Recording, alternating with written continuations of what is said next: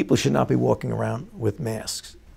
You're sure of it? Because people are listening really closely to this. Right now, people should not be walking. There's no reason to be walking around with a mask.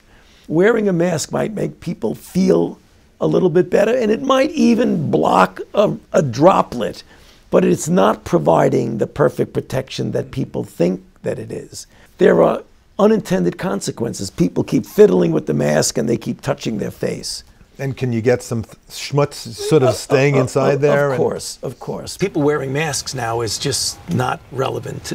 You don't need to be walking around with a mask right now. Masks, quite frankly, are more important for people who are infected to prevent them from infecting someone else. I don't think people should be frightened. I mean, the risk right now, today, currently, is really relatively low for the American public, but that could change because what's going on outside of the United States, particularly obviously in China and in other countries in which there are travel-related cases. Right now, the CDC is saying masks should only be worn if you're sick or you're taking care of someone who is.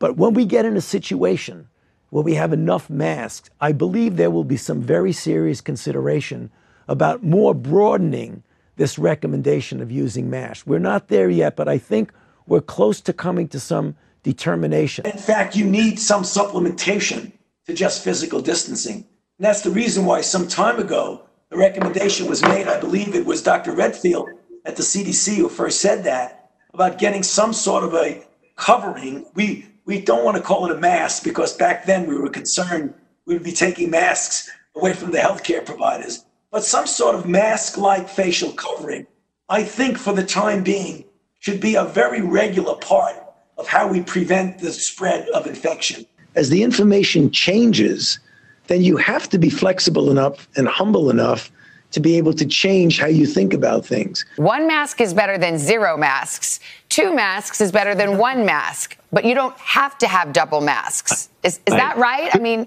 it is. And now we're hearing we should wear two. Where do you stand on that? If I go to the grocery store, do I wear two? Do I wear three? Is it safer to wear 8? Where does it stop? Well, no, the discussion is changing, not the goalpost.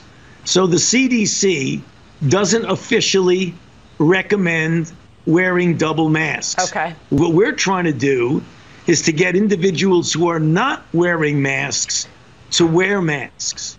Then you want it to fit better. So one of the ways you could do it, if you would like to, is put a cloth mask over, which actually here and here and here, where you could get leakage in, is much better contained. So if you have a physical covering with one layer, you put another layer on, it just makes common sense that it likely would be more effective. And that's the reason why you see people either double masking or doing a version of an N95. Virginia Tech researchers found that doubling up these cloth masks increases the efficacy from 50 to 75%.